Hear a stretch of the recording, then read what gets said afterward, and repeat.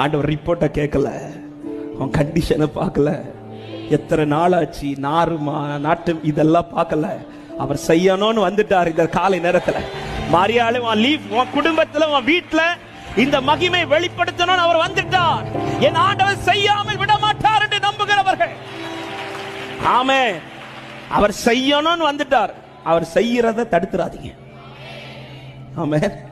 செய்யணும்னு வந்துட்டார், செய்யறத மார்த்தாள போல ஆண்டவரே 4 நாள் ஆயிடுச்சு, எப்படி பேசாம இருக்கு, விசுவாசி மகிமை. நான் என்ன செய்யணும், நீ போய் கல்ல புரட்டு, நீ மூடி வச்ச கல்ல புரட்டு. ஆமே. பல ரிப்போர்ட்டை பார்த்து முடங்கி இருக்கிற அந்த ரிப்போர்ட்டெல்லாம் தூக்கி குப்பையில எரிஞ்சிட்டு ஏன்னா அவரை பாருங்க.